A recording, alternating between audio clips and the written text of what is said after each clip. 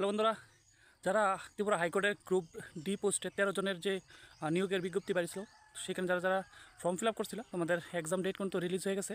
তো তোমাদের এক্সাম হইব মার্চের 30 তারিখ। তো বিভিন্ন সেন্টার আছে, যেরকম ওমেন্স কলেজ বা হোলি ক্রস যে স্কুল, সেখানে তোমাদের সেন্টার পড়ছে। তো টোটাল কিন্তু 10,000-এর উপর ক্যান্ডিডেট সেই দিন পরীক্ষা দিব। তো সেইভাবে তোমাদের প্রস্তুতিটা চালু রাখো। এবং টোটাল 13 জন গ্রুপ ডির পিওন নিয়োগ হইব। তো এই আপডেটটা দেওয়া আসলে, এবং সেটা কিন্তু একটা লেখা পরীক্ষা হবে, এমসিকিউ টাইপ। টোটাল 75 নাম্বারে সেই পরীক্ষাটা হইব। তো এটাতে যারা কোয়ালিফাই করবা, নেক্সটে তোমাদের 25-এ আবার একটা ভাইবা টেস্ট হইব। তো অবশ্যই তোমাদের কিন্তু লেখা পরীক্ষায় যতটা বেশি নাম্বার তোলা যায়, ততই তোমাদের লেগা সুবিধা হইব। এবং এই যে রিক্রুটমেন্ট প্রসেসটা, এটা কিন্তু খুব তাড়াতাড়ি হয়ে যাব। তো সেভাবে তোমাদের প্রস্তুতি চালাই রাখো। এবং তোমাদের যে লেখা পরীক্ষা 75 নম্বরের পরীক্ষাটা, সেটা কিন্তু বেঙ্গলি এবং ইংলিশ দুইটা ভার্সনে পরীক্ষাটা হইব।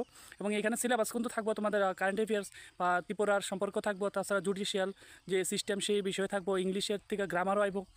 তো এরকমভাবে একের মানে প্রশ্ন হইব টোটাল 75 নাম্বারের।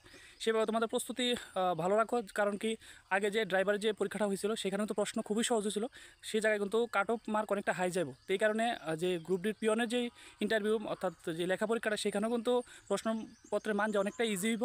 তো সেইভাবে তোমরা প্রস্তুতি রাখো। কারণ কি, কম্পিটিশন কিন্তু হেভি হাই থাকবো। কারণ 10,200-র মতন ক্যান্ডিডেট সেখানে ফর্ম ফিল আপ করছে, আর জাস্ট 13টা পোস্টে নিয়োগ হইব। তো তার মানে ভাবছো যে কীরকম কম্পিটিশন আছে মার্কেটে। ঠিক দেখা হইব আরেকটা ভিডিওতে। দেখা হইব 30 মার্চ, ঠিক তোমাদের এক্সাম সেন্টারে।